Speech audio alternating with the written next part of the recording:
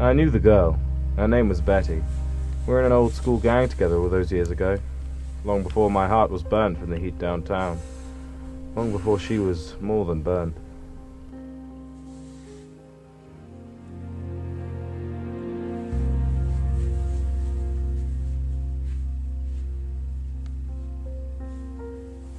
This one concerns me. So normal looking, minus the blown away face. So out of place. A great streak of scarlet amongst the black and white. A John Doe as well. No idea or anything.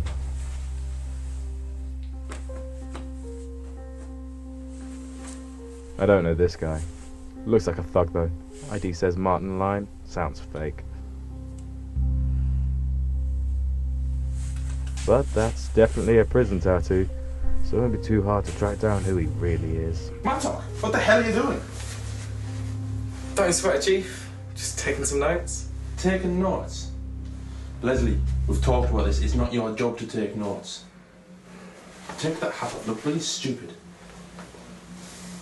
Sorry, Chief. Just trying to help. Just go outside and stop the rest of the public coming in. Yes, Chief. Can I have my hat back? Thanks. Now that's out of the way, it's time for my investigation to start. And, like all great investigations, it begins at the water cooler. Hey, Patrick. Alright, Lesley. How's the coffee? Damn good. What do you want? What makes you assume I want something? Alright, fair enough. I was wondering if you had any more information on the triple homicide case. And what exactly has that got to do with you? I was an associate of one of the victims. Really? You know, Betty Davidson and I. We were good friends back in the day. Oh, no shit. Well, Martin Lime, real name Martin Bateman. He's an ex-con, out of prison for about a year now. He's kept his slate pretty clean. He works as a deadbeat private eye. And your friend, we suspect, was a hooker. But the real question is, was she there with the detective? Or was she there with our mystery man? Does that satisfy your hunger? I'm stuffed. Good. Now get back to work. I guessed half of what Patrick told me, though I agree with what he said. The John Doe is the key. Find him, solve the case. I'll start with Betty. You always start with the dame because when they're involved, trouble just seems to radiate around them.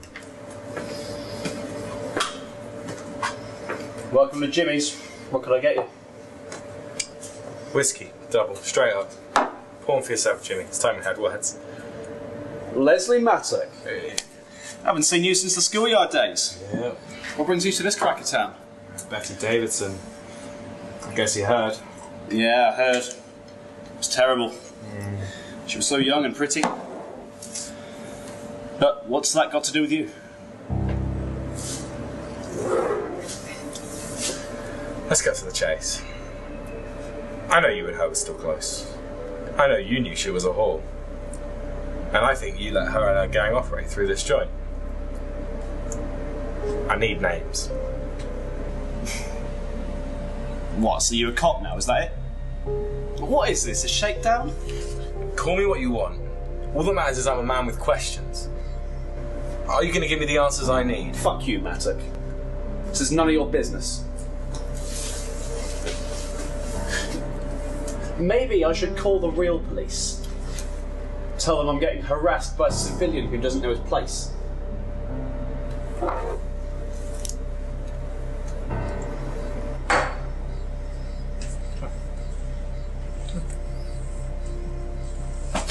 Look, I need names and I need them now. Don't make me get my hands dirty. Okay.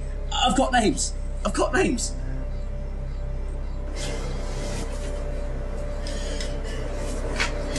Why do you care? You haven't seen her in 10 years. Maybe not. The past is only Polaroids away.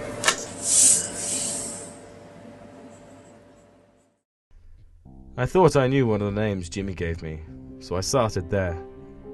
was when I burst in on some pimple-faced kid who goes to the same gym as me, I realised these weren't the players I'd asked for. These were the middleman's middlemen, the shit between the cracks.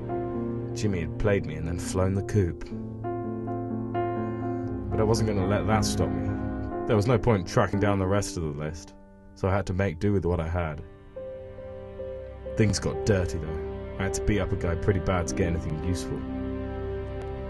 It wasn't anything like the movies. There was nothing suave about it. It was cold, loud, messy. It made my knuckles hurt. But I got what I wanted.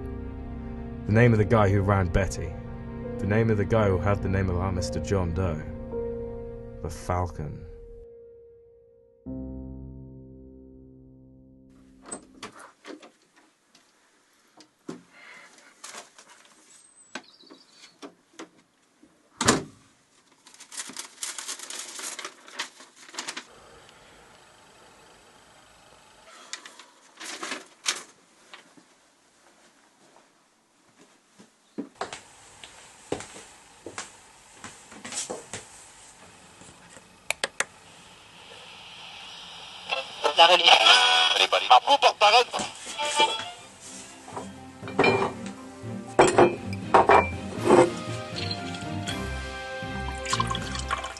That was Emily Crofts, the up-and-coming lady.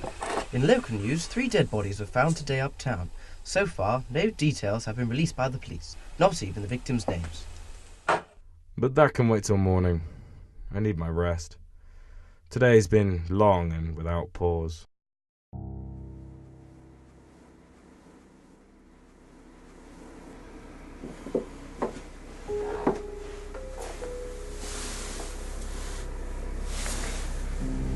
Who's there?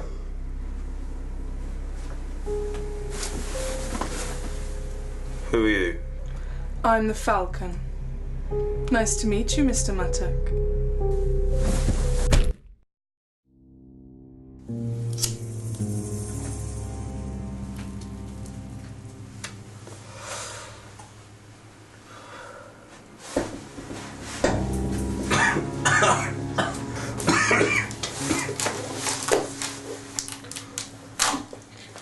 Where am I? That really doesn't matter at this time, Mr. Mattock. I see. Thanks. You saved me the trouble of finding you. Don't act like you planned for me to bring you here. But you have been looking for me. Why? Betty Davidson? Oh, poor little Betty. So you're just another lonely little man who misses Betty's soft and satisfying touch? Stirring up trouble for fun? Hardly. I'm looking for her killers. I think you might have the information that will lead me to them. Do I now? Please, pray tell. What information is that? She was found with 2 men.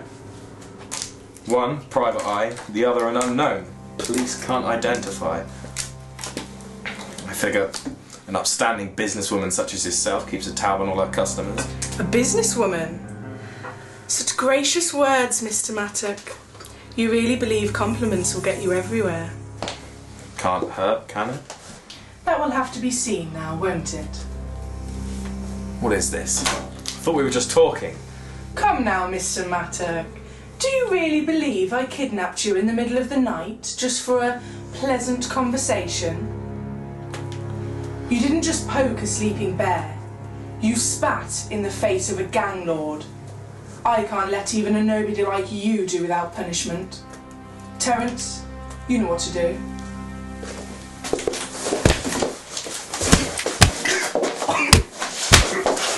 Okay, that's enough.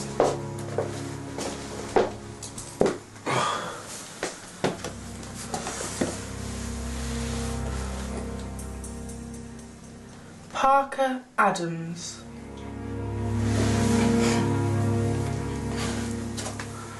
Throw him out, Terence. And remember, Mr. Mattock, you should always lock your door before going to bed.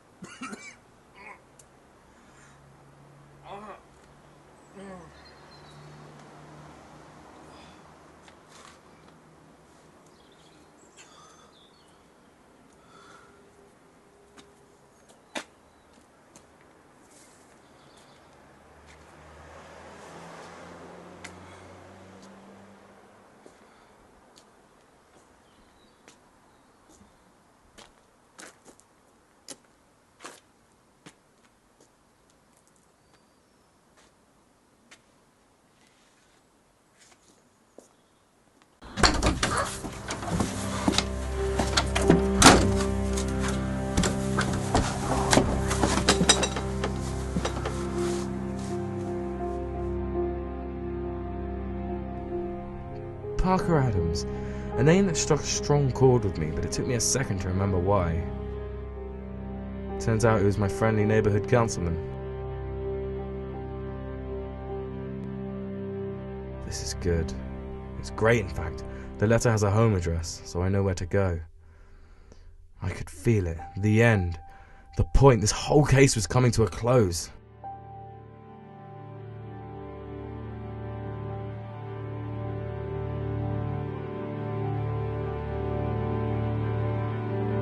Time to go and see Mrs. Adams.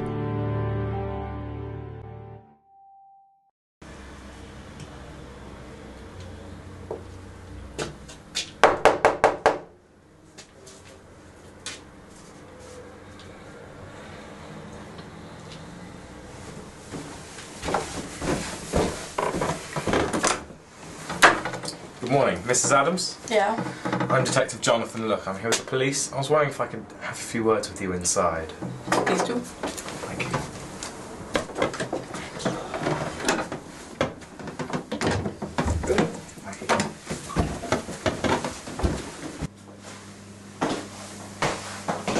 See? Yes, thank you.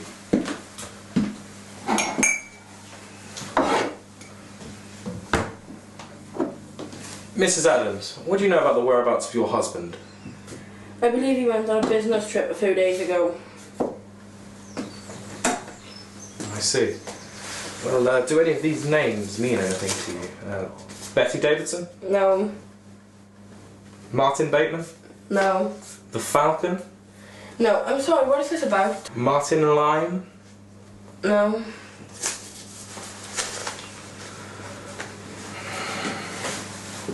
Mrs. Adams, let me tell you what I think you know. I think you know that your husband's dead.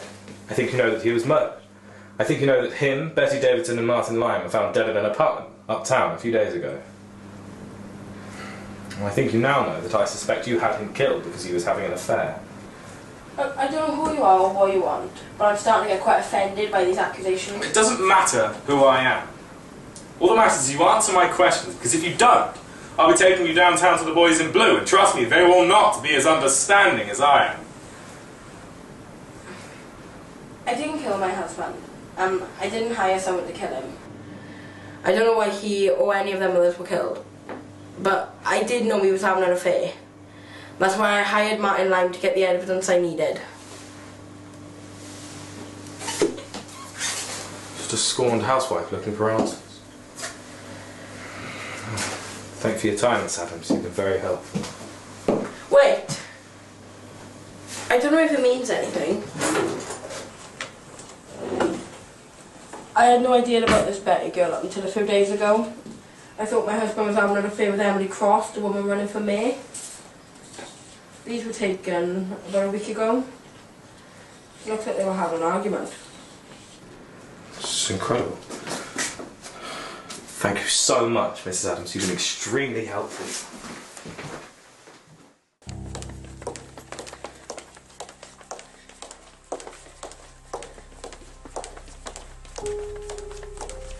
Time to close this case. Chief, I've got it. I've solved the case. Lesley, what are you talking about? It's early. It's all a hit on Parker Adams, the politician, our John Doe. Betty was there because she was sleeping with him. And Martin was there because Parker's wife had paid him to spy on her husband. She knew who was having an affair, but she didn't know who with. Now, Parker's a busy man though, because he's also been sleeping with Emily Cross, our up-and-coming Lady Mayor. I suspect this was more business than pleasure though, because he's been using it as leverage to get forward in the political world. Cross found this threatening, so she paid someone to take care of Parker. I don't know who, but... Lesley, stop.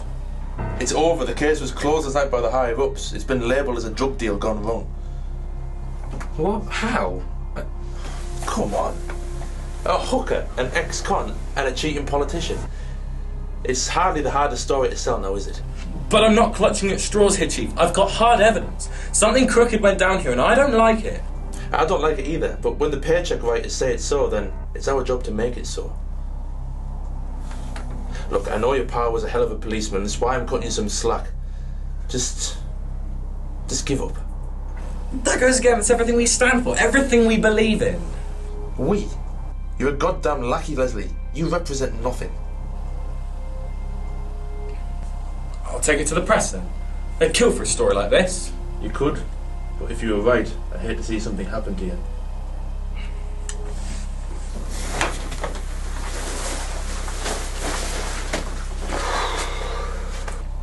Trust you can see yourself out.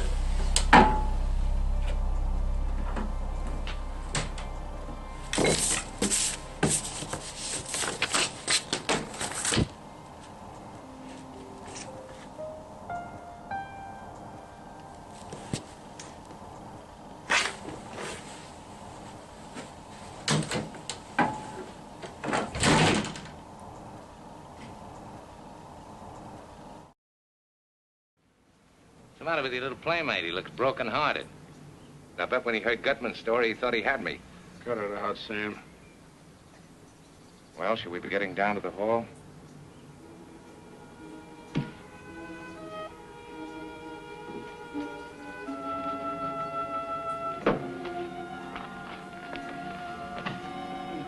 Harry, what is it?